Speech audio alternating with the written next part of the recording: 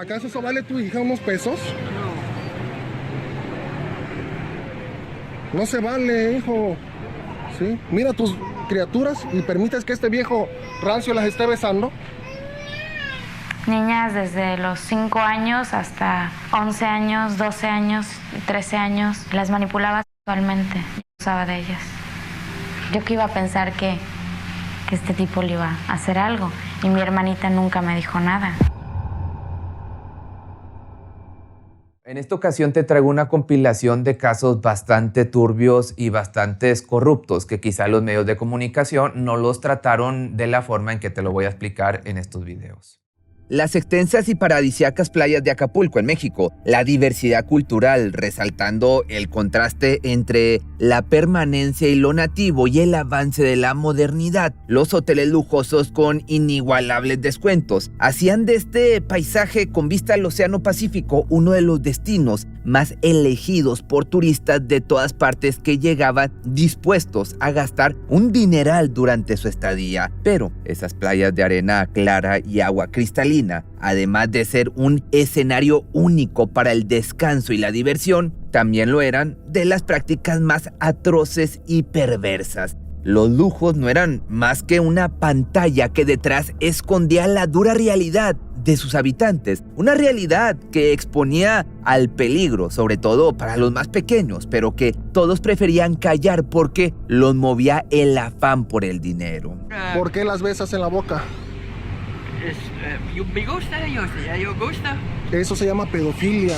A sabiendas de la extensa pobreza que le tocaba enfrentar a la población local, los más poderosos se aprovecharon de la necesidad para montar ahí uno de los negocios más turbios, más oscuros que pueden existir y así seguir llenando los bolsillos a costa del disfrute de algunos enfermos y el padecimiento de tantos otros. Pero no fue hasta el año 2008 en el que fue publicada la crónica Acapulco Kids, que los amantes de los pequeñitos y la explotación de estos mismos pequeñitos con fines comerciales a partir de la realización del material audiovisual que dejó de ser un secreto a voces como lo fue durante años en México. En su relato, el periodista mexicano Alejandro Almazán documentó como resultado de una ardua investigación la cruda realidad de menores que desde sus inicios hicieron sus vidas en la calle porque nadie estuvo dispuesto a cuidarlos, entregándose en manos de enfermos que solo querían aprovecharse de ellos a cambio de algunos pesos. Sin embargo, esta problemática ya había marcado sus inicios años atrás, cuando la periodista Lidia Cacho reveló el funcionamiento de una red de trata de personas y de explotación hacia los pequeñitos, liderada por importantes empresarios y protegida por agentes de altos cargos políticos que los dejaban hacer y deshacer a su antojo. Pero ¿qué hubiese sido de los pequeños si personas como Almazán y Cacho no se involucraban? ¿Cómo fue el proceso de investigación para descubrir la oscura verdad que se callaba en México? ¿Sirvió para terminar con estos delitos? Pues todo esto te lo voy a contar en este video. La trata es un negocio multimillonario. Es el segundo crimen más rentable del mundo. Después del tráfico de fentanilo viene el tráfico de niños para explotación sexual, porque lamentablemente a un niño se le explota muchas veces al día durante muchos años. Alejandro Almazán es un periodista que nació en la Ciudad de México en el año de 1971. Llevó a cabo sus estudios en Ciencias Políticas y Sociales en la Universidad Nacional Autónoma de México, dedicándose luego al periodismo y la escritura. Sus intereses profesionales siempre estuvieron fuertemente ligados a descubrir el trasfondo en causas como el narco o la violencia en general, ya que, según sus palabras, él mismo creció en un ámbito hostil y desde pequeño fue testigo de crímenes y arrebatos por parte de estos agentes del terror. Así, a lo largo de su carrera publicó un total de 8 libros. La mayoría fueron crónicas sobre investigación ligadas al narco y trata de personas, mientras que 2 de sus obras fueron narconovelas. Fue galardonado con el premio Gabriel García Márquez en la categoría de texto y recibió 3 veces el premio Nobel de Periodismo. También fue uno de los escritores de las series televisivas El Chapo y Tijuana, entre tantas otras participaciones que tuvo en su extensa trayectoria. Pero uno de sus trabajos más importantes y por el que ganó gran notoriedad fue la crónica de Acapulco Kids, que mencionamos antes. Esta se dio a conocer en 2008 después de que el periodista se adentrara en uno de los más oscuros y perversos recorridos del accionar humano. Para eso se hizo pasar por uno más de tantos enfermos que llegaban a Acapulco para mantener relaciones con los pequeñitos, con la intención de conocer en profundidad cómo era el camino que hacían hasta dar con alguna víctima. Descubrió entonces que era más fácil de lo que creía. Desde cuidadores de autos hasta vendedores de artesanías, todos sabían cómo facilitar un pequeño a cualquier adulto que lo requiriera. Los hoteles incluso vendían paquetes en los que, además de estadía, incluían la compañía de una personita con una variación en el precio que podría ir desde los $200 hasta los $2,000. En ese caso, el menor recibía $20. Durante su investigación, Almazán interactuó con clientes entre los que abundaban estadounidenses y canadienses, aunque los había de variadas nacionalidades, edades y géneros. También habló con regentadores que llevaban a cabo las transacciones, pero lo más impresionante fueron los testimonios de los propios chicos que eran sometidos a venderse como medio de vida. Muchos de ellos habían terminado en las calles porque sus hogares eran ambientes hostiles, donde la pobreza extrema era la normalidad y habían sido convencidos de que aquella era la única salida o la salida más rápida del hambre. Otros también habían preferido escapar para dejar atrás los abusos y la violencia con la que eran tratados por sus familias. Almazán de igual forma supo de primera mano que una gran cantidad de pequeños comenzaban el camino de venderse a partir de los 5 años y que este solía acabarse cuando alcanzaban la mayoría de edad, ya que no eran los preferidos de estos enfermos. Además, para soportar el calvario al que se enfrentaban varias veces al día, recurrían al consumo de sustancias que los apartara de la realidad cuando surtían su efecto, a su vez generándoles una dependencia de la que ya no podían salir. Por todas las aristas, los pequeños que habitaban Acapulco o que llegaban ahí por sus propios medios estaban expuestos al peligro. Sus vidas no tenían ningún tipo de valor para nadie. Con frecuencia desaparecían, aparecían sin vida por la alta proliferación del VIH, pero a nadie parecía preocuparle. Aquí la pregunta es, ¿cómo iba a revertirse esta situación si en numerosas ocasiones eran los propios padres quienes vendían a sus pequeños al mejor postor? Eso sí, esos compradores tenían que ser extranjeros. Si se presentaba un mexicano, lo mandaban de vuelta por donde había venido. La única persona que Almazán conoció durante su investigación dispuesta a ayudar a los niños fue Rosa Müller, una mujer de origen alemán que, gracias a su solidaridad, había logrado estar al frente de un albergue que recibía a los chicos. Solía ser ella misma la que salía a buscarlos a la calle para llevarlos al albergue, darles comida, ofrecerles un baño, atención médica y psicológica y un lugar para dormir. Mamá Rosy, como empezaron a llamarla por su labor en el albergue, se convirtió en una referente para muchos que aún conservaban el deseo de revertir sus vidas, muchos niños, para transferirlas lejos de la explotación que otros ejercían sobre ellos. A su vez, lo que impulsó a Rosa a escoger el camino del altruismo tuvo origen en la cercanía que había tenido uno de sus hijos con estos agentes del terror que abundaban en la ciudad. Era común que el entonces pequeño de 8 años visitara un ciber que estaba de moda en aquel entonces por el centro de Acapulco. Ahí le permitían jugar a los videojuegos a cambio de dejarse tomar fotografías. En el lugar, los adultos le contaban historias sobre fantasmas que había en su casa para que el pequeño no quisiera volver. Rosa con esto observó que su hijo actuaba con temor y a la vez nerviosismo. Entonces se acercó al lugar al que iba con frecuencia y vio que había una gran cantidad de extranjeros con aspecto poco confiable. Decidió entonces acudir a la policía cibernética de la Policía Federal Preventiva y de esa manera, en abril de 2003, descubrieron que ahí operaba una banda de enfermos amantes de los pequeñitos. Fueron detenidos 18, en los cuales 12 eran extranjeros. Sus redes se expandían por Europa, Estados Unidos, Canadá y México. Gracias a la intervención de Rosa se logró rescatar a 10 inocentes, pero no era ninguna casualidad que estos hombres eligieran Acapulco para llevar a cabo estos turbios negocios. ese se había convertido en el nuevo destino de los enfermos para hacer a sus anchas, porque en el anterior, que estaba en la costa opuesta, precisamente en Cancún, ya habían salido a la luz sus tejes y manejes gracias a la investigación de la periodista Lidia Cacho, un intenso trabajo periodístico por el que en numerosas ocasiones corrió el riesgo de que le dieran cuello. Y cuando empecé a hacer periodismo, francamente, siempre me ganó emocionalmente la necesidad de contar las historias de las y los demás. Es decir, siento que dentro de mí, desde niña, se gestó una fortaleza de la empatía que siempre ha dominado al miedo, ¿no? Y también descubrí que el miedo es solamente una herramienta temporal.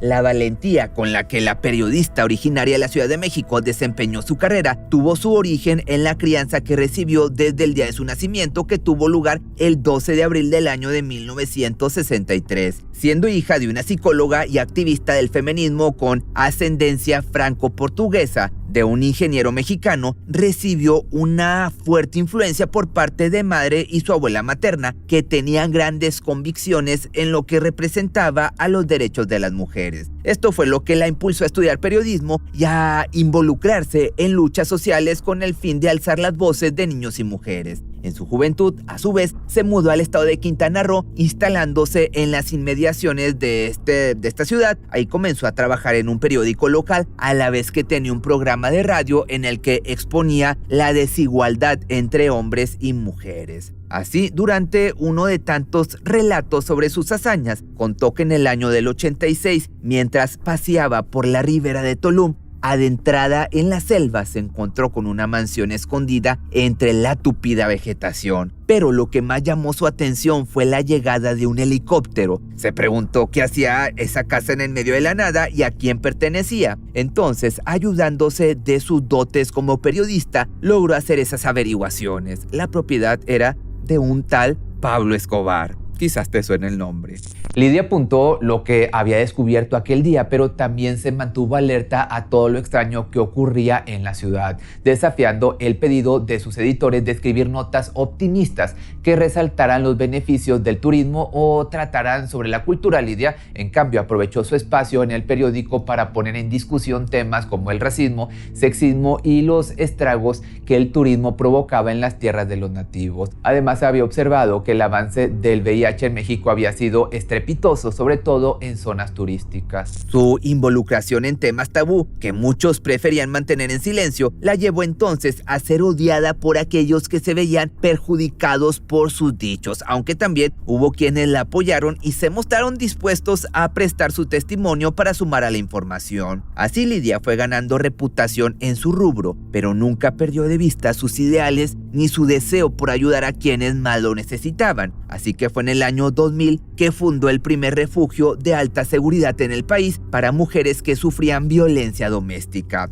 Recibió miles de casos en los que mujeres huían con sus hijos y no tenían a dónde ir. Ahí les ofrecían un lugar para comer y dormir y proporcionaban atención psicológica, asesoría legal y entre muchas otras cosas. Fue por medio de este refugio que todos los apuntes que Lidia había tomado durante años cobraron sentido. En 2003 se presentó una joven pidiendo ayuda porque había logrado escaparse de una mansión donde la mantenían cautiva y la obligaban a vender su cuerpo, la misma casa que años atrás Lidia había visto en el medio de la selva. En primera instancia la chica había acudido a las autoridades, pero en lugar de darle protección, dieron aviso al autor de los delitos, facilitando así la oportunidad de escapar. El enfermo huyó a Estados Unidos. A partir de ese momento en que yo vi a los ojos a esta jovencita y me dijo que estaba amenazada de muerte, en el momento en el que estuvimos hablando, fue un par de horas, yo le dije que nosotras podríamos darle la ayuda que ella necesitara. Unos días después ya Anzúcar Curi se dio la fuga.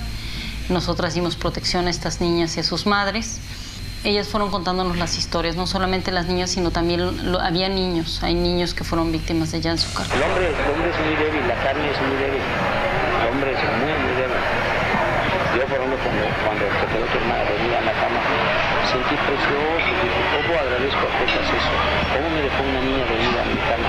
Sentí, voy a sacar sacado lotería. En 2003, Lidia Cacho descubrió que en la ciudad de Cancún se había establecido una enorme red de trata y explotación de los pequeñitos con fines de comercialización, no por a través de internet. Se trataba de una banda de enfermos liderada por importantes empresarios que, gracias a su alto poder económico, contaban con el apoyo y el silencio encubridor de senadores, diputados y sujetos de otros rangos políticos para actuar con total impunidad, total libertad. Los hombres compraban y vendían personitas de todas partes del mundo y los forzaban a tener relaciones con enfermos adultos mientras eran grabados para vender esas imágenes en la Deep Web.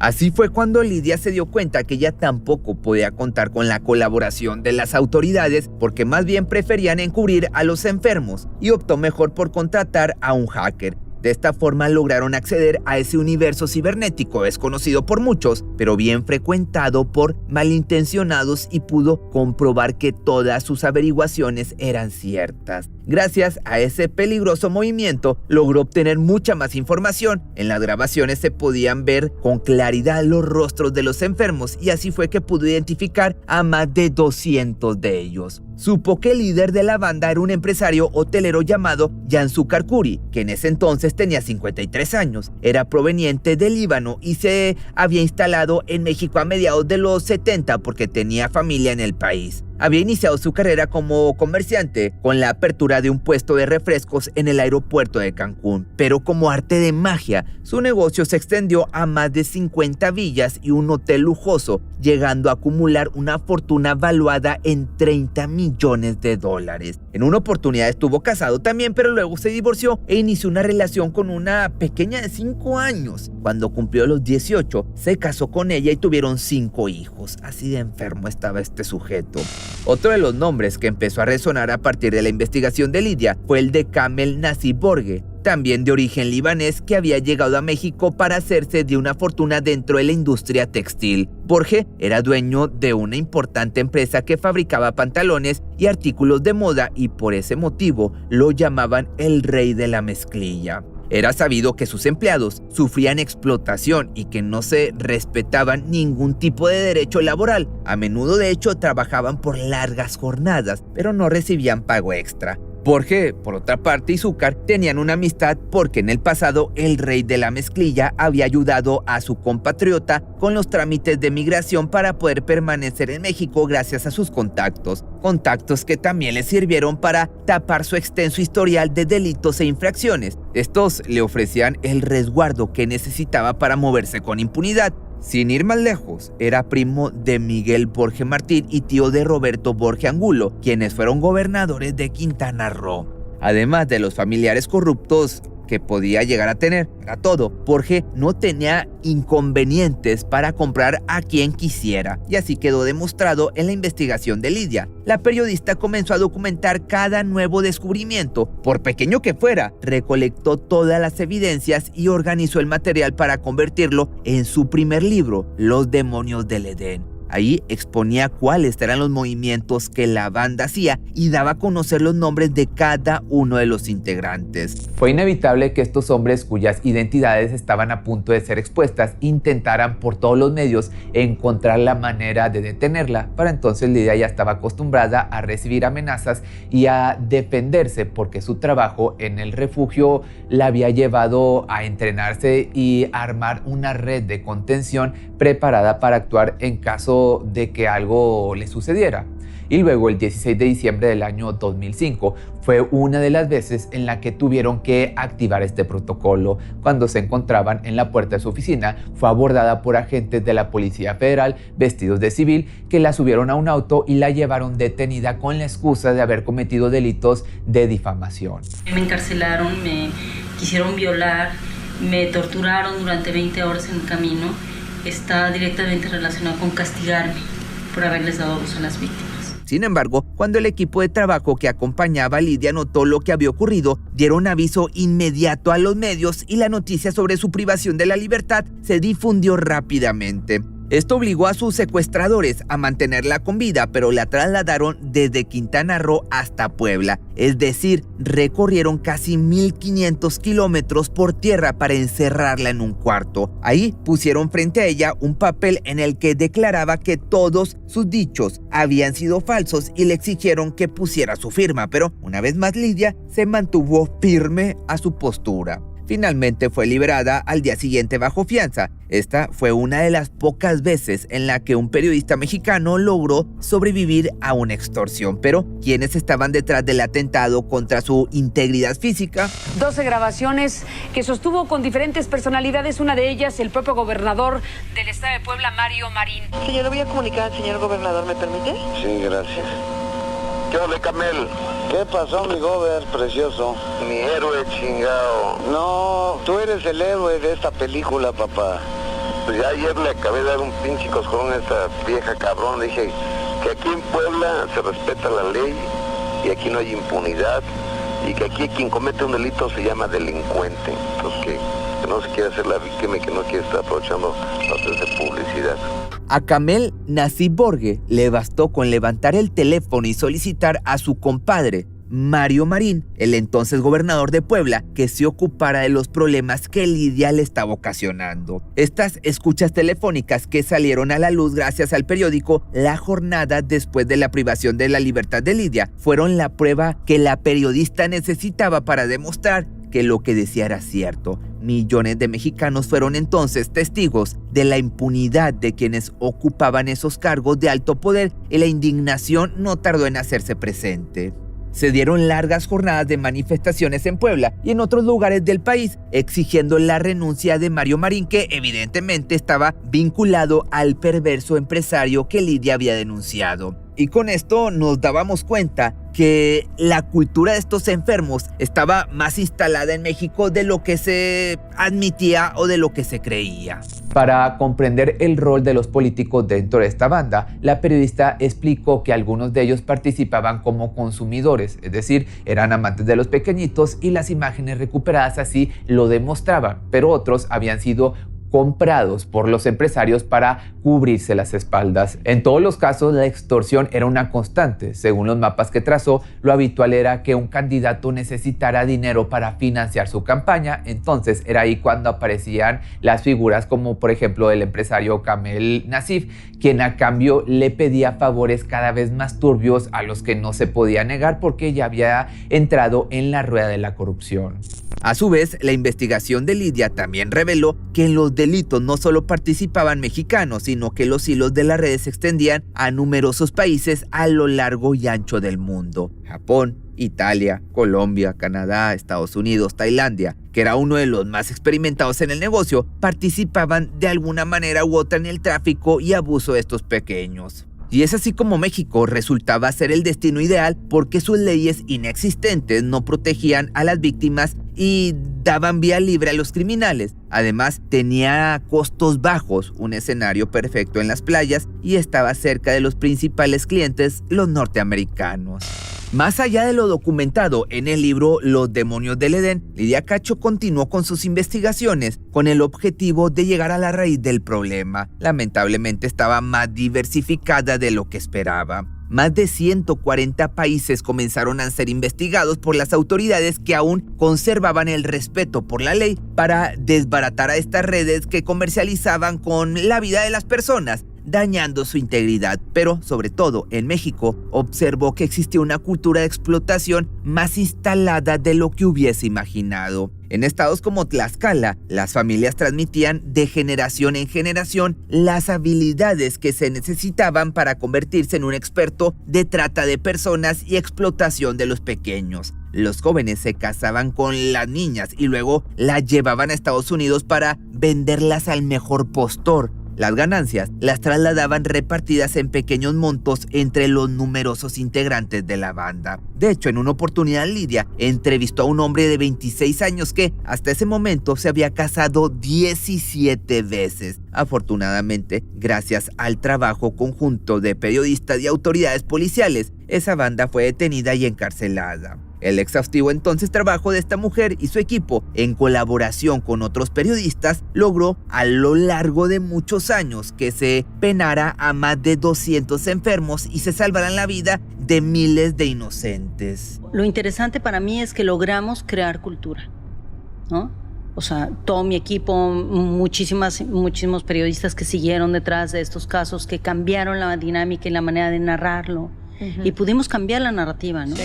Yanzúcar Curi, el líder de la banda que había huido a Estados Unidos luego de ser denunciado por una menor e investigado por Lidia, fue detenido por suerte en el año de 2004 en Arizona. Ahí se las ingeniaba para lavar el dinero de su negocio y el de sus amigos políticos a los que extorsionaba. El enfermo fue extraditado a México a pedido del entonces Procurador General de la República y de la Interpol. Finalmente recibió una pena de 118 años, la más alta que se dio en la historia del país, pero que se redujo a 93. Fue condenado por los cargos de no por infantil y corrupción de los pequeños, que de acuerdo con la ley mexicana tendría que cumplir un mínimo de 60 años de esa sentencia, pero no llegó a hacerlo porque murió el 14 de junio del año 2024 tras haber sufrido una insuficiencia cardíaca. Sobre su fallecimiento, la periodista dijo que significaba el fin de la pesadilla. Sin embargo, no dejó pasar la oportunidad de recordar que aún hay integrantes de la banda que siguen libres. Kamel Nassib Borge fue detenido también en 2020, pero en el Líbano. Sin embargo, no pudieron extraditarlo a México porque no existe un acuerdo entre ambos países. Por lo tanto, fue juzgado en su lugar de origen, quedando en libertad en julio del año 2021. Lo mismo sucedió con el ex gobernador de Puebla, Mario Marín, que tenía una orden de arresto por haber orquestado la tortura contra la periodista Lidia Cacho, que si bien fue detenido en febrero del año 2021 en Acapulco, el 14 de agosto de 2024 se le concedió prisión domiciliaria para esperar a su juicio desde la comodidad de su casa. Por su parte, Lidia tomó la decisión de exiliarse en España para protegerse de las amenazas y atentados en su contra, pero al igual que Alejandro Almazán, su colega, no deja de hacer su trabajo para detener la impunidad de quienes eligen el camino de ser un enfermo.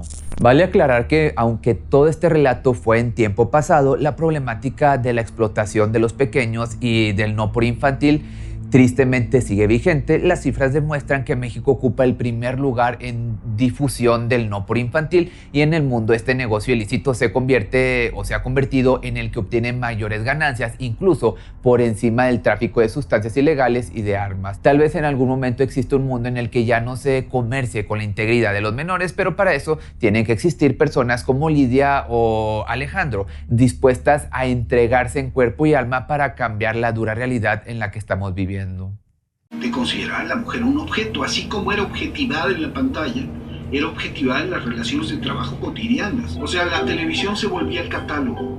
Tú escogías en pantalla, había muchas actrices que, pues, por un papel eran capaces de cualquier cosa. Hoy te voy a relatar todo lo que hay detrás del famoso catálogo de Televisa. Se dice que es una de las redes de venta de chicas más grandes de México, conformada por famosas actrices dispuestas a todo con tal de sobresalir en su carrera. A ella se han ligado aparte políticos, empresarios, deportistas y demás personas con un enorme poder adquisitivo como mafiosos o narcotraficantes, como lo es el Chapo Guzmán, capaz de codearse con sumas millonarias de pesos o de dólares por algún servicio. Son muchos los rumores que rodean este famoso catálogo y hasta ahora ya es una larga lista de mujeres que aseguran haber sido invitadas a formar parte del exclusivo repertorio. ¿Será un mito o una realidad? Tú me lo dirás.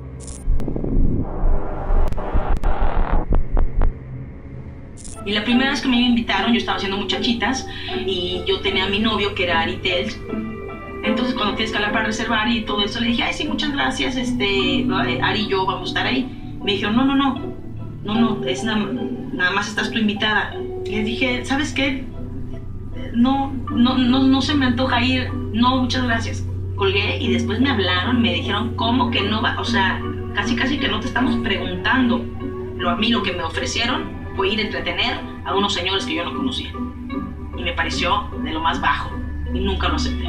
Como este testimonio de la actriz Kate del Castillo, existen muchos más que ponen en duda si en realidad se trata solo de una leyenda urbana de Televisa, este medio de comunicación que desde los años 50 se ha considerado líder en la producción de contenido audiovisual en español, abarcando casi todo el territorio subcontinente latinoamericano y por ende amasando una gran fortuna que por muchos años pasó de generación en generación en la familia Azcárraga, pues fue gracias a su fundador, Emilio Azcárraga Milmo, que la empresa fue todo un éxito desde sus inicios, especialmente por la atención que puso en su repertorio de artistas, quienes desde el año 78 comenzaron a ser capacitados de manera profesional en lo que hoy se conoce como el CEA, es decir, el Centro de Educación Artística, también fundado por Emilio Azcárraga. Esto con el único propósito de preparar profesionalmente a las generaciones futuras que ocuparían un lugar en el medio de comunicación, tratándose de actores, cantantes y bailarines, eso sí, con una condición de exclusividad para Televisa, que esto de la exclusividad era más común en el pasado.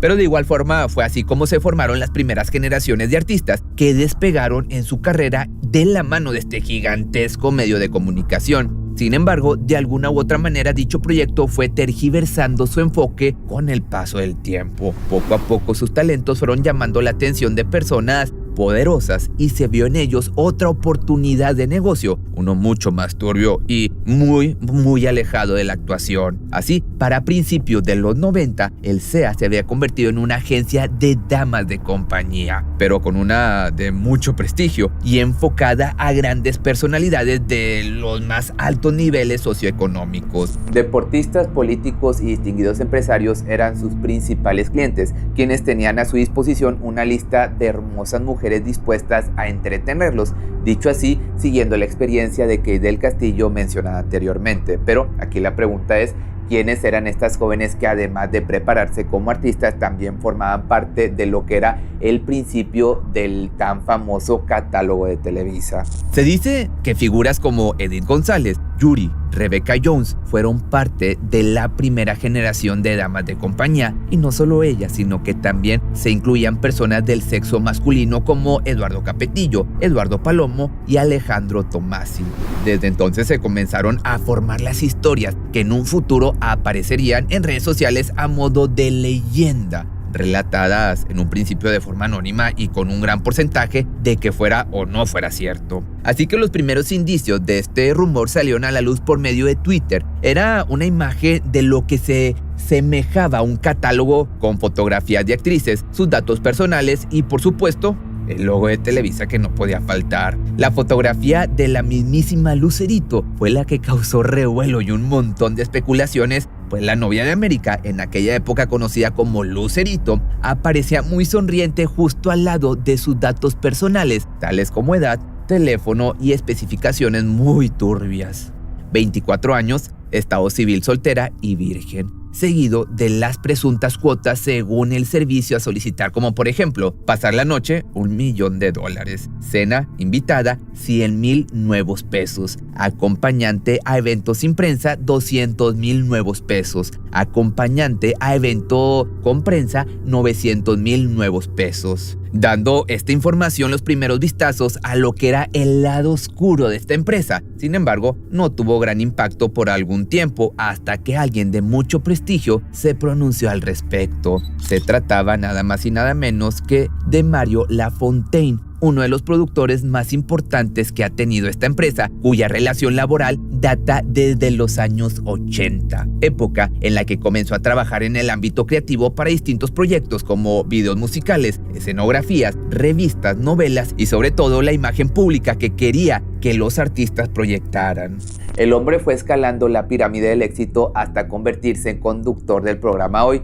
Tanto le había dado a ese medio de comunicación que parecía que trabajarían juntos hasta el final de sus días. Sin embargo, 28 años después, de pronto se le cerraron las puertas a su tan adorada empresa. El motivo, pues bueno, ventilar información de más que los dueños querían que se quedara bajo llave. Y Sí, se trataba del misterioso catálogo donde las actrices vendían sus servicios a quienes más poder adquisitivo tuviera. ¿Quién dice que es legal y quién dice que es ilegal? ¿Quién tiene el derecho de decir qué? ¿Por qué? En este país de corrupción, ¿cómo se atreven a decir esto está bien o esto está mal?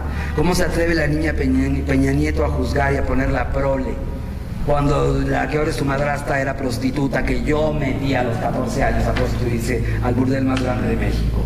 No era la primera vez que el productor hacía referencia a lo que él llamaba el burdel más grande de México. Sin embargo, para ese entonces su mensaje tan directo ya no tenía mayores repercusiones. Había sido vetado de por vida y no había nada que detuviera el relato de su propia experiencia al interior del oscuro secreto de Televisa. Con sus declaraciones solo puso en la mira lo que ya era un secreto a voces, pero una de las mayores pruebas de la existencia de este famoso catálogo se reveló en el año 2009, casi por mera casualidad, pues inesperadamente se pudo ligar al Chapo Guzmán como un cliente de esta poderosa empresa. Esto luego de que en Durango se realizara un cateo en una de las propiedades de este poderoso capo. Naturalmente lo que se esperaba encontrar era lo típico del mundo del narco, hablándose de sustancias, dinero en efectivo, armas y demás evidencia comprometedora, pero para sorpresa de las autoridades, lo que descubrieron terminó por confirmar aquella tan alocada teoría. Era un catálogo cuyo contenido parecía cumplir con las características del que tanto hemos hablado. Tenía los datos de una amplia cantidad de mujeres a disponibilidad de este traficante e increíblemente se pudo constatar que todas y cada una de ellas estaban de alguna forma relacionadas con Televisa. No obstante, la noticia tuvo poco relevancia debido a que las chicas disponibles eran prácticamente nuevas en el mundo artístico, además casi todas de origen colombiano. Fue un amigo político, que no recuerdo el nombre, pero fue hace 1000 años atrás, me habló muy asustado para decirme: Violeta, acaba de llegarme el catálogo, del famoso catálogo del que tanto hablan. Y yo, ¿de qué me estás hablando? No tengo idea de qué. No, es que no. Bueno, me contó una sarta de cosas que yo decía, no es real. Y me dijo, te lo juro, lo tengo en mis manos. Y me fui directo a la B para ver si te encontraba, hija de la chingada, porque te iba a regañar. No me encontró, obviamente. Era algo tan irreal para las actrices que de pronto se enteraban de semejante negocio tan grande. Sin embargo, lejos estaba de ser lo peor, pues además de esa forma para contratar servicios íntimos, también existían las llamadas comidas de Televisa, estos eventos tan extravagantes a donde solo podían ingresar gente sumamente exclusiva. Especialmente estaban dirigidos a los publicistas que miraban a su alrededor para seleccionar a alguna afortunada que hubiese sido invitada al evento. Las comidas de publicistas eran básicamente, eras una elegida así, wow, si te invitaban a las comidas de publicidad, porque literalmente esas comidas eran para ofrecer a las actrices, a los publicistas, que son la gente que mete el dinero en Televisa, ¿no? Que son los que compran los tiempos de aire. Sin duda se convirtió en una empresa de doble moral llena de negocios sumamente turbios, negocios que se realizaban detrás de una puerta muy famosa, la llamada Casa de las Campanas, un domicilio en el que se llegaron a cerrar cientos de tratos bastante cuestionables y que tenía su ubicación en la colonia Roma de la Ciudad de México. Rodeada de lujos y un acabado francés muy ostentoso, se convirtió esto en el punto de encuentro para hacer negociaciones, en otras palabras, donde estaba el punto operativo del burdel más grande de México. Se dice que los clientes llegaban a la puerta en sus lujosos coches, que luego descendían y daban las llaves a sus choferes para que se alejaran de ahí, pues muy seguramente nadie quería ser relacionado con el tema. Y como si no fuera suficiente, y para dimensionar el poder de estas negociaciones, hay quienes aseguran que no solo existía una Casa de las Campanas, sino que eran dos, estando la otra ubicada en la colonia Polanco, destinada para cumplir el mismo objetivo que la primera. Era tanta la demanda que cada vez había más mujeres en este catálogo y en las comidas con publicistas. Sin embargo, en la lista de actores disponibles a dar sus servicios en dicha casa también se especula el nombre de Sebastián Rulli, Eduardo Yáñez y del sexo femenino, Vivi Gaitán, Gloria Trevi y Erika Buenfil. siendo sin lugar a dudas un servicio de alta gama, pues la casa contaba con amplias habitaciones equipadas para la intimidad, y no solo eso, sino que se ponía a disposición de los clientes un chofer personal para que fuera bien atendido en lo que solicitara. Con todos estos datos, hasta ahora tiene más peso el hecho de que sea una verdad irrefutable a que se trate de tan solo de un mito, y cada vez son más las actrices que se pronuncian en contra de estas prácticas, que no solo hablan por dar su opinión, sino que tuvieron la oportunidad de negarse a formar parte de la red de este burdel. O sea, me habló una señora de las famosas representantes de artistas y me dijo que había un catálogo de Televisa, que si yo quería participar.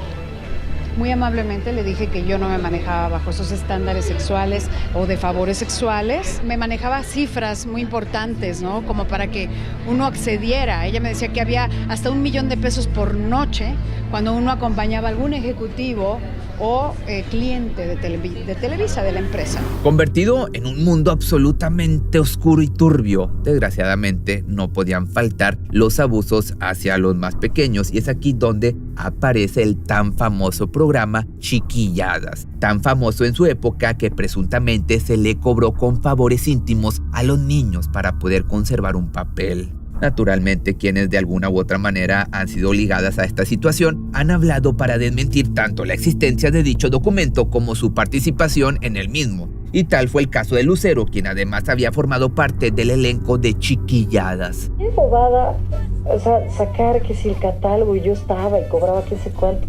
Nunca me he dedicado a nada que no sea trabajar en lo que sé hacer. O sea, no me he dedicado nunca ni a las drogas, ni a la prostitución, ni al alcohol, ni nada de eso. No he tenido necesidades. Como lo comentaba yo el otro día, no conozco a ninguna persona en el mundo que tenga en sus manos o haya visto algún día un catálogo de Televisa.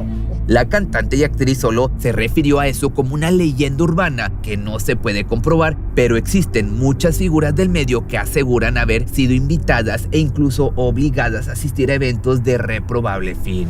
Por otra parte, siendo este un negocio con personas tan poderosas de por medio, resulta muy fácil saber que la verdad como tal jamás va a salir a la luz, pero los rumores seguirán apareciendo e involucrando a figuras públicas de los altos mandos, entre los que naturalmente se encuentran políticos.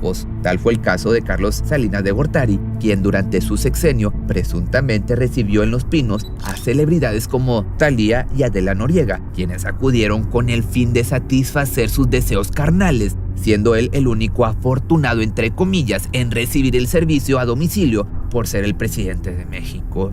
Y por si fuera poco, no fue la única vez que se ligó a un presidente de la República con dicho catálogo, pues se dice que Angélica Rivera fue la seleccionada de este mismo para cumplir el rol de esposa de Peña Nieto durante su sexenio, disputándose el lugar entre ella y Galilea Montijo. Pero, ¿tú qué opinas sobre todas las especulaciones? ¿Será verdad o mito el tan famoso catálogo más grande de México o el burdel?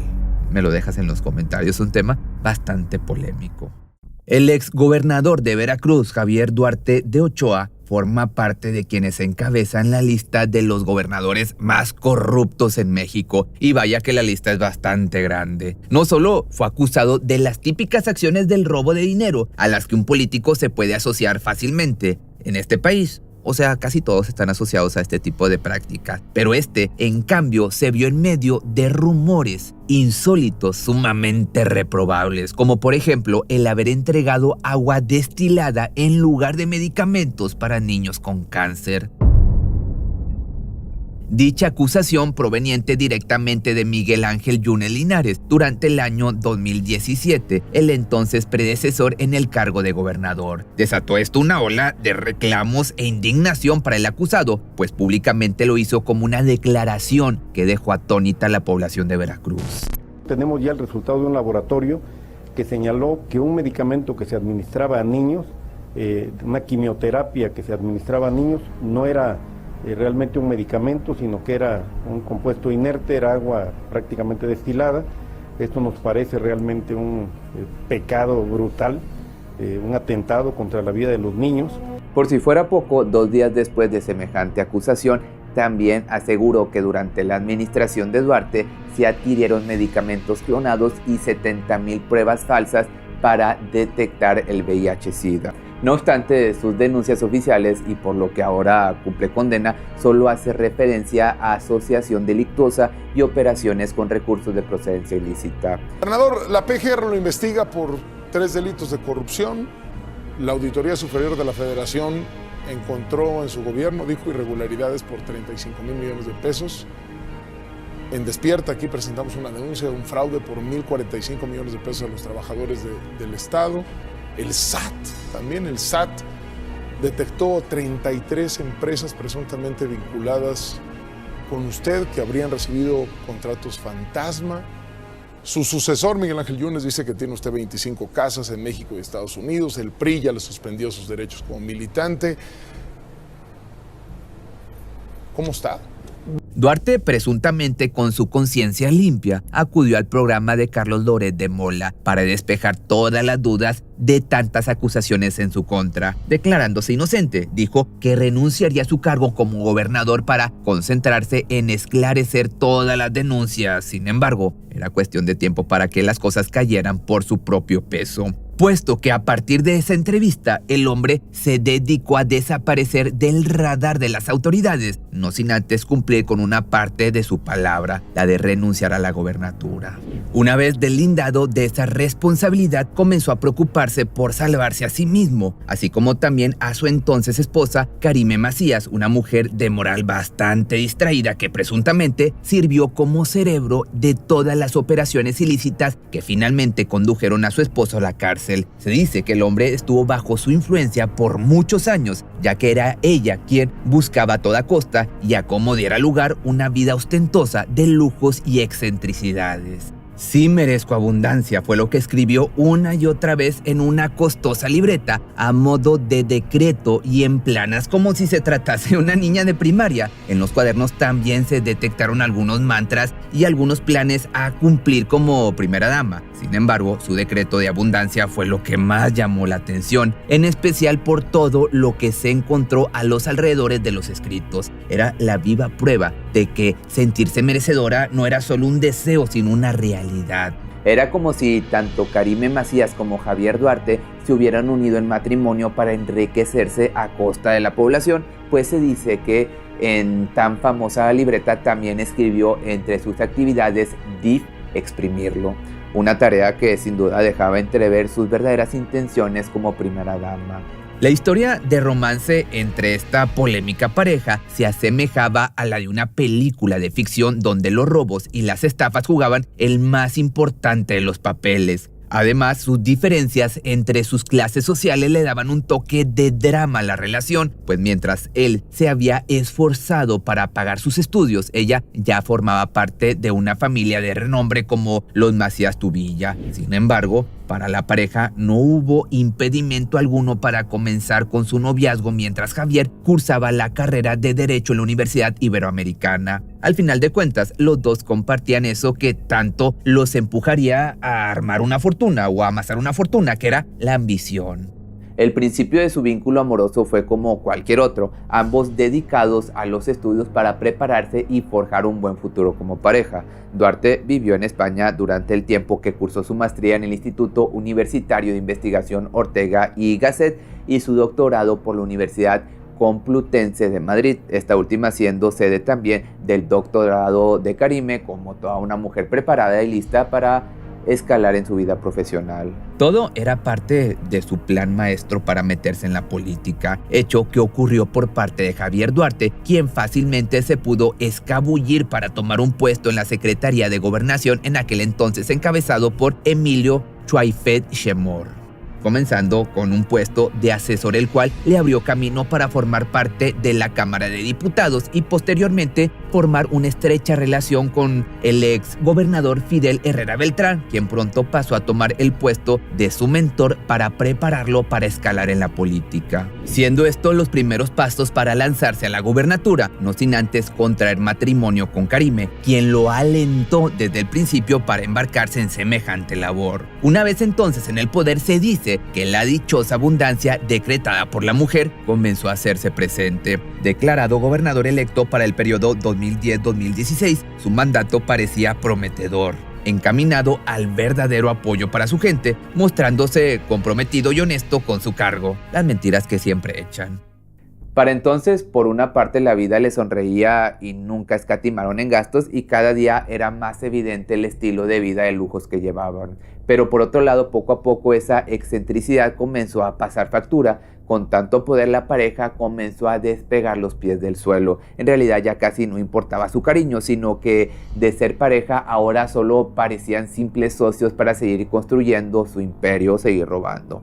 Nada quedaba de aquella relación en la que se demostraban su afecto en público. Ahora su distanciamiento era sumamente visible ante el público. Se les notaba incómodos, como si ni siquiera se soportaran el uno al otro. Incluso las infidelidades aparecieron siendo dos mujeres que fueron vinculadas sentimentalmente al exgobernador Xóchitl III y Corintia Cruz, ambas posteriormente acusadas de actos ilegales relacionadas a Duarte. Xóchitl, por su parte, señalada por presunto enriquecimiento ilícito inexplicable por 4 millones de pesos, aparentemente provenientes de regalos de su amante, los cuales constaron de autos, joyas, ropas de marca prestigiosas, todo bajo cargo de patrimonio público. Mientras que Corintia, ex regidora del Ayuntamiento de Jalapa, se vio envuelta en la misma situación, pero con diferencias de 3 millones de pesos, es decir, 9 en total, en inmuebles adquiridos con dinero público evidentemente. Con semejantes acciones entonces, el hombre no solo se encargó de destruir la confianza que existía con su esposa, sino que se llevaba de encuentro a los habitantes de Veracruz, que yo creo que era lo que menos le importaba, especialmente por su falta de criterio, de humanidad y de empatía. ¿Cierto o falso? El caso es que estuvo relacionado con aquella monstruosidad de sustituir medicamento para niños con cáncer por agua destilada. Y aunque se llegase a tratar de una noticia falsa o de una acusación falsa por parte de su sucesor, resulta irrefutable que los menores con dicho padecimiento no eran bien atendidos. Desgraciadamente el hospital no cuenta con medicamentos, no cuenta con sueros, no cuenta con un quirófano que digas va a entrar de emergencia y hay los aparatos. El área de oncopediatría no tiene ni siquiera clima, todo el piso está con cada niño con un ventilador que apenas y les echa aire. Y como les dice uno, los niños de onco necesitan el clima por lo mismo de su enfermedad, que sienten mucho calor. Y no lo tienen. Y si algo tan sencillo que es un simple climita no lo tienen, mucho menos tienen un medicamento. Desgraciadamente, al igual que Gael, un pequeñito de apenas 5 años, muchos niños más fallecieron de cáncer debido a que no se les brindó la atención necesaria. Por eso, cuando salió a la luz la acusación tan desgarradora, el exgobernador se ganó el odio de todo el pueblo. Él defendió su inocencia a toda costa y le benefició el comunicado que la Secretaría de Salud publicó un mes después de las declaraciones. Por otro lado, José Narro Robles, también ex rector de la Universidad Nacional Autónoma de México y quien estaba a cargo de ese momento, aseguró que después de analizar 121 expedientes no se había encontrado evidencia de sustituir medicamentos por agua. No obstante, eso solo era una pequeña parte de todo su historial delictivo bajo el agua. Aunque fuera o no culpable, lejos estaba de ser un hombre honesto, en especial por la cantidad de dinero que había desaparecido a partir de su 3er año de mandato y por la inseguridad. Fue cuestión de tiempo para que se viera contra la espada y la pared. Entonces no tuvo opción que dar la cara y aparecer a merced de los cuestionamientos de Loret de Mola, siendo ese día el último en que se viera públicamente, para luego darse a la fuga, sabiendo que poco faltaba para que se desplegara una orden de aprehensión en su contra. Mientras tanto, Flavino Ríos es nombrado gobernador interino, quien asumiría ese cargo casi por 2 meses y que casi un año después estuviera siendo detenido por la Fiscalía de Veracruz por la acusación de haber colaborado en la huida de su antecesor, Javier Duarte de Ochoa. Sin duda alguna, todos los pasos que Duarte dio luego de haber abandonado el set del programa estuvieron fríamente calculados, cuidados y respaldados también por su pareja Karime Macías. Su orden de arresto entonces se desplegó el 19 de octubre del año 2016 día para el que entonces ya nadie sabía sobre su paradero, por lo que tan solo 2 días después el hombre es declarado por la PGR oficialmente prófugo de la justicia. Para el 7 de noviembre, Flavino Ríos decidió dar como pista que el exgobernador había huido en helicóptero, eso sí, sin dar mucha más información a pesar de haber sido él quien colaboró para poner el plan en marcha. Desde entonces, dar con su paradero se convirtió en el objetivo más ferviente de la PGR, tanto que se ofreció una recompensa de 15 millones de pesos para quien diera razones del político. Era una persecución como de película, Duarte siempre llevando la delantera y desapareciendo justo momentos antes de que las autoridades llegaran a determinado lugar, ya que a pesar de que sí estaban recolectando pruebas, nada parecía dar la ubicación exacta de su paradero. No obstante, el territorio de búsqueda se redujo para el 18 de noviembre cuando detuvieron a un sujeto en la frontera con Guatemala. Llevaba consigo 2 pasaportes falsos con las fotografías de Duarte y su esposa, quienes se movían constantemente para evadir a la justicia. Con esas pistas más concretas, las autoridades se concentraron en vigilar llamadas y gente que estuviera vinculada al hombre. Todo parecía indicar que estaban a punto de tener una reunión familiar, pues hacía ya tiempo que el matrimonio no veía a sus hijos, y bajo esa oportunidad se abrieron muy bien los ojos y los oídos para detectar cualquier anormalidad. La reunión familiar sería la que pondría fin a la búsqueda, solo bastaba conseguir a sus hijos y el asunto estaba resuelto. Así que el operativo finalmente dio resultado el 15 de abril del año 2017, cuando gracias a una fotografía tomada hacia el hotel donde estaba hospedado Duarte, no dejó ninguna duda de que efectivamente estaba tras la puerta de la habitación. En el hotel La Ribera de Atitlán, en Guatemala, fue que el exgobernador finalmente se encontró cara a cara con las autoridades. Ese día se acabó su aventura como fugitivo. Días después, su esposa y sus hijos fueron detectados huyendo hacia Londres, cosa que nadie podía evitar ya que de momento no existía orden de aprehensión en contra de la mujer, quienes hasta ahora tienen cuentas con la justicia por los delitos de lavado de dinero, delincuencia organizada y otros relacionados con la corrupción. Mientras tanto, el exgobernador recibió sentencia de 9 años de prisión, los cuales sigue cumpliendo hasta ahora, pero que sin lugar a dudas puede salir antes del año 2026 por buen comportamiento. Una sentencia obviamente muy liviana para el nivel de sus delitos. Esto considerando que también se le relacionó con un tema de una fosa clandestina donde presuntamente se lanzaban, ya sabes qué, al vacío desde un helicóptero bajo sus órdenes. Todo indica que es un caso de desaparición forzada al que se le quiere vincular, pero quedando este tema muy en el fondo, tanto como los demás restos de cuerpos que se encontraron en la fosa ubicada entre las sierras del estado de Veracruz, en una barranca de nombre La Aurora. El cuerpo de una niña de entre 3 y 5 años fue encontrado el pasado 18 de marzo en la avenida Bordo de Xochiaca, Colonia El Sol, en Netzahualcóyotl, Estado de México. La niña, víctima de asesinato, es conocida como Calcetitas Rojas, ya que hasta la fecha no ha sido identificada y nadie ha reclamado su cuerpo, sepultado desde el 2 de mayo en el Parque Memorial de Naucalpan, según informó la Fiscalía del Estado de México.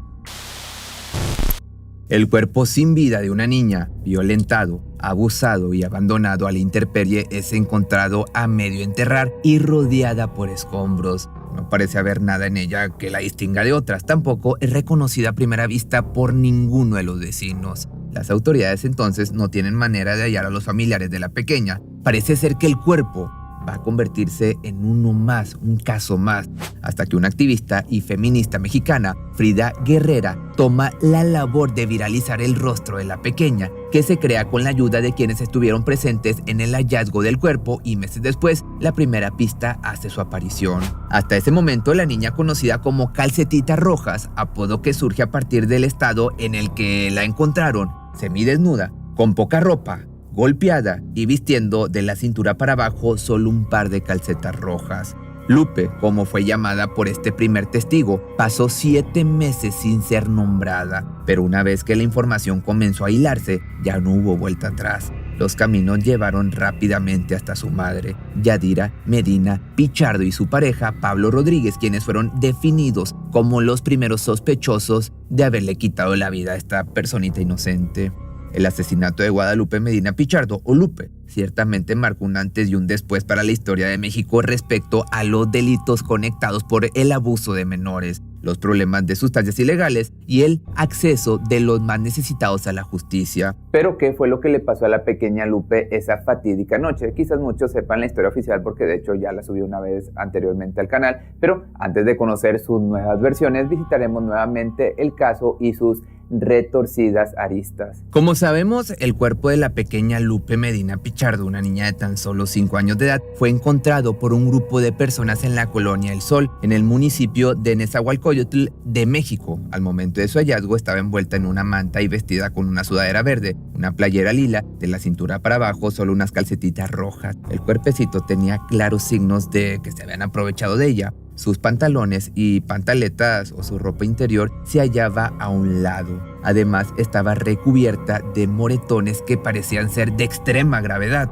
Lo que luego se sabría eran las causas de su muerte. El cuerpo no fue reconocido ni reclamado durante un largo tiempo, aún con la ayuda de los testigos, quienes aportaron datos para realizar un retrato de la pequeña, el mismo que fue utilizado en los medios para darle una cara reconocible a la víctima. Aún así, no había datos de la pequeña, puesto que, como se enterarían luego las autoridades, no nacimiento nunca había sido inscripto.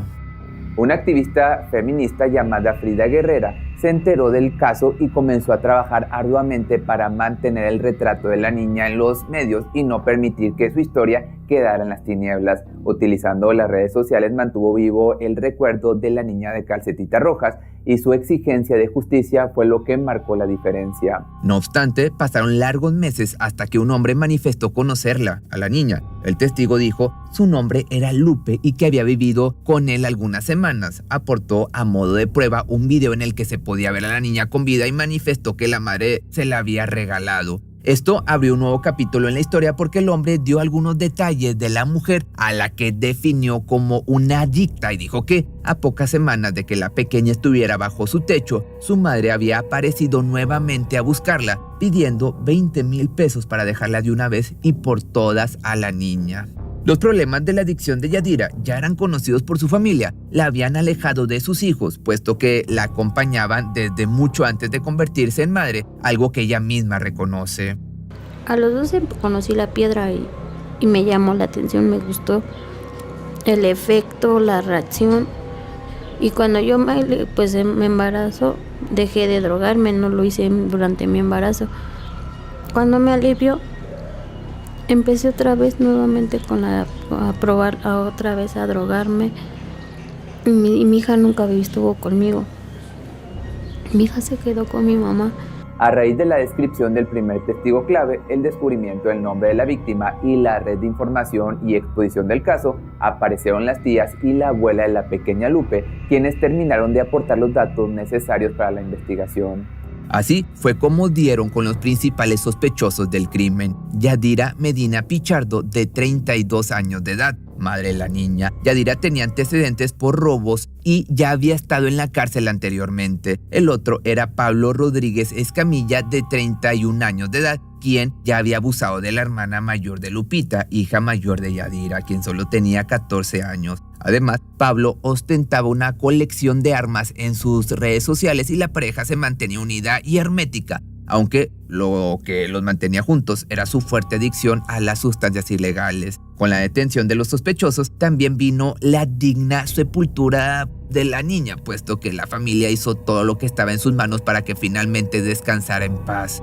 El 24 de diciembre de ese mismo año, los medios anunciaron que la pareja finalmente se declaró culpable de asesinato de Lupe, aunque, en palabras de Yadira, siempre sostuvo que había sido inocente. Yo me declaré inocente. Ante el juez, ante todos me declaré yo inocente. Nunca, como ahorita te lo estoy platicando, nunca dije que yo lo hice, que yo cometí el delito. No, simplemente a mí me sentencian por el dicho. Según la autopsia, la causa de la muerte había sido una fuerte hemorragia a la altura del abdomen, en el páncreas, hígado y los riñones, por lo que se presumía que había sufrido una fuerte golpiza por parte de la pareja. A partir de lo reconstruido por los investigadores, se supo que la niña se había hecho del baño mientras dormía, algo que enfureció a su madre y empezó a golpearla salvajemente. Los llantos de la pequeña despertaron a Pablo, la pareja de Yadira, quien también golpeó a la niña y se aprovechó íntimamente de ella. Luego de este sufrimiento por la que Lupita tuvo que pasar, los golpes continuaron. Se cree que la tomaron de las piernas y la azotaron contra el suelo, dejándola ya sin signos vitales. Le destrocé todos sus intestinos por dentro, a golpes. La azoté en el piso y le reventé lo que es el cráneo. Luego de unas horas sacaron el cuerpo envuelto en una manta y lo llevaron hasta un terreno baldío en donde se deshicieron de él. La pareja tuvo una condena de 88 años de cárcel, prácticamente cadena perpetua. Además, se hicieron acreedores de una enorme multa, aunque no hay número que pueda representar evidentemente el daño que han hecho. El caso de Calcetita Rojas dio lugar a la visibilización de la infancia más desprotegida de México y se ha convertido en paradigmático y puesto a un lado de otros como el del pequeño Carlos Antonio Castro, el mismísimo primo de la niña. En su calidad de feminicidio, también ha sido una experiencia que ha calado hondo en los movimientos activistas mexicanos, y todo ello a raíz del incansable trabajo de Frida Guerrera. Estos movimientos apuntaron hacia las autoridades, una vez más quedando demostrada la invisibilización de los más desprotegidos ante la justicia. No obstante, esto no termina aquí. Frida Guerrera continúa trabajando aún hasta el día de hoy para dar visibilidad a los casos similares. La historia de Lupita es todavía paradigma de investigación y exposición de víctimas sin nombre en redes sociales y movimientos activistas. Pero donde había un caso cerrado, comenzó a aparecer la intervención de otros actores, algo que generó y continúa generando controversia. En primer lugar, Frida Guerrera cree que no todo está dicho aún. Tanto ella como algunos especialistas piensan que el cuerpo de la pequeña, luego de haber dejado de que se abandonara en una intemperie, fue abusado por una tercera persona que a la fecha no ha sido detenida. No obstante, no hay registro de investigaciones semejantes que den cuenta de que esto está siendo atendido por las autoridades. El pedido sobre este vacío en el caso lleva ya varios años de vigencia, pero se ha visto atravesado por algunas controversias que no hicieron más que agregar ruido a la historia y popularizarla. Una de ellas involucró a la conocida serie de televisión chafa La Rosa de Guadalupe, que emitió a poco menos de un año del esclarecimiento del caso un capítulo llamado Calcetita Rojas, en el que se recreaba la escena del hallazgo del cuerpo de Lupita. Por su parte, la activista Frida Guerrera reaccionó casi al instante, clamando que el episodio rayaba en la parodia y que ficcionaba la historia de tal manera que, según las apariciones de Frida, le restaba seriedad a la situación y amenazaba con convertir el caso en algo irreal o favorecer el morbo de la gente. Al parecer, durante algunos años, el caso de Lupita se mantuvo sin novedades. No obstante, 5 años después, el 11 de noviembre del año 2022, su primo Carlos Antonio Castro, también de 5 años, fue hallado sin vida en su propia casa.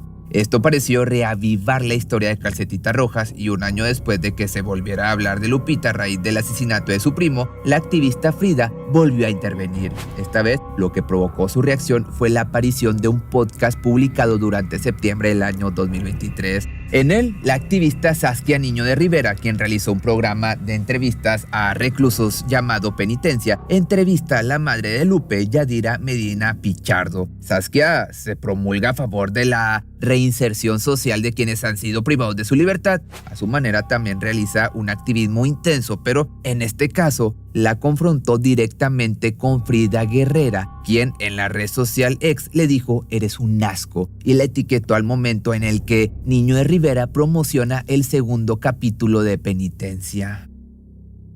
La polémica estalló en la red social y la entrevistadora tuvo que afrontar diversos mensajes de odio. No obstante, respondió de manera contundente, sosteniendo su visión sobre el trabajo que había realizado y continuaría llevando a cabo. Llevo 17 años trabajando en las cárceles del país buscando redefinir la justicia tan injusta, y creo que más que polarizar en redes sociales, a veces es importante hacer una pausa para escuchar. Las y los escucho con interés, siempre tenemos mucho que aprender. Pero una de las cosas que no dejó pasar fue el hecho de que Frida Guerrera se había adelantado en su reacción. Sí, es cierto que los entrevistados en Penitencia suelen sostener su inocencia a toda costa, más aún aprovechando la oportunidad de hablarle directamente a la audiencia, pero al parecer ese no era el caso de Yadira. Sentadas frente a frente con la cámara apuntándoles de costado, Saskia y su entrevistada comienzan hablando sobre los problemas de adicción de Yadira. Yadira dice que desde muy pequeña fue expuesta al descuido de los mayores,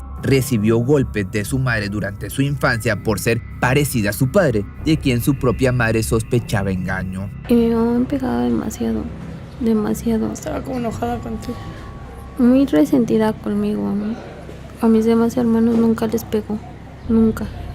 Y conmigo fue agresiva, fue violenta.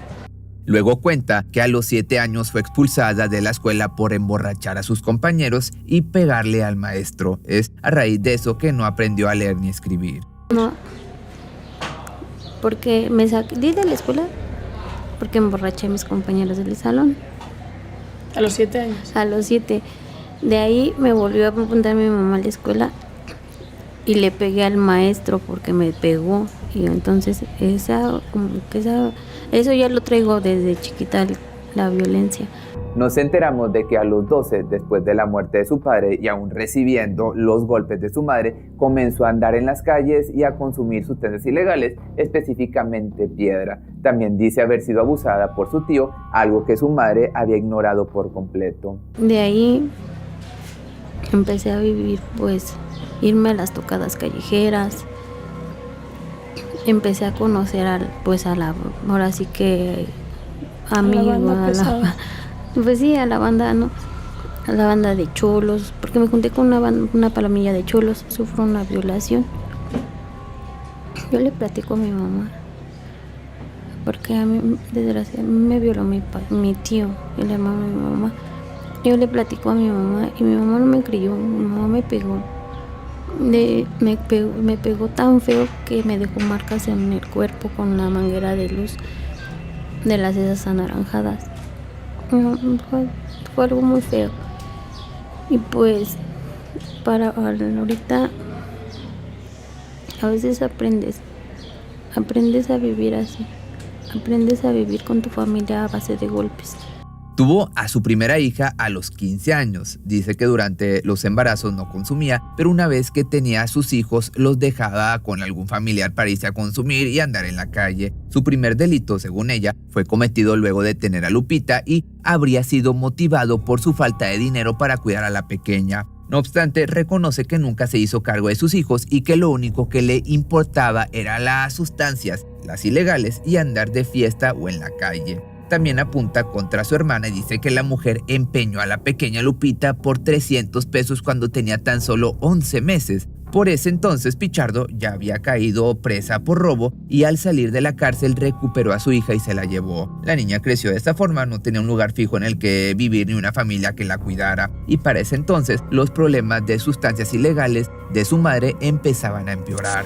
Yadira Pichardo dice que su plan era regalar a la niña a algún familiar que la llevara a Estados Unidos y la registrara con otro apellido y que por eso jamás inscribió su nacimiento. Pero frustrada por su incapacidad para dejar de intoxicarse y cargando una terrible ira, cargada con la niña cuando podía, aún consumiendo durante días sin poder pegar un ojo, lo que la convertía en una persona impulsiva e impredecible. La noche en que perdió la vida Lupita, Yadira reconoce que se encontraba sin conciliar el sueño hacía varios días, por lo que no podía dejar de intoxicarse. La pequeña se hizo del baño y ella estalló en furia. La bañó con agua fría varias veces, a modo de castigo, la golpeó y el escándalo despertó a su pareja, Pablo Rodríguez, quien, y aquí es donde se bifurca la historia, según ella, intentó disuadirla de continuar golpeando a la niña. Luego refiere haber perdido la noción de lo que había estado haciendo. Al recuperar la conciencia, la pequeña ya estaba sin vida. Es entonces que Yadira exime al día de hoy a Pablo Rodríguez de todo lo ocurrido esa noche. Refiere que el hombre quería llevar a la niña al hospital, pero que ella sabía que ya estaba sin vida, que no había nada para hacer. Puede estar viva, le digo que ya no está viva, o sea, iba trastornada, totalmente trastornada. Le digo, ya no está viva, que no la estás viendo, que ya está tiesa. Es entonces que, según sostiene, le solicita ayuda para deshacerse del cuerpo, pero Pablo prefiere llamar a alguien. Ella lo echa, le dice que se hará cargo, pero él la acompaña, viste a la niña, la llevan hasta el terreno baldío y Yadira esconde lo mejor posible creyendo que nadie la iba a encontrar. Frente a las preguntas entonces de Saskia, niega que Pablo haya abusado de la pequeña, pues ella cree que alguien encontró el cuerpo por la noche y se aprovechó de Lupe cuando ya no contaba con signos vitales. Pero aquí es donde yo me pregunto, ¿cómo vas a ver esto si estaba intoxicada? Pero bueno, según la declaración de Yadira, ocultó el cuerpo de su hija completamente vestido y envuelto en una manta, lo que difiere de la forma en la que este fue encontrado. No, porque cuando yo la fui a tirar, donde la encontraron a Lupita, había una base de camiones. Yo me fui a asomar a esa base de camiones a ver si no había nadie. Y me di cuenta, no había nadie en la base de camiones. Ya en el último camión que estaba hacia atrás, en ese ya no me asomé, porque ya del primero hacia adelante fui donde me asomé.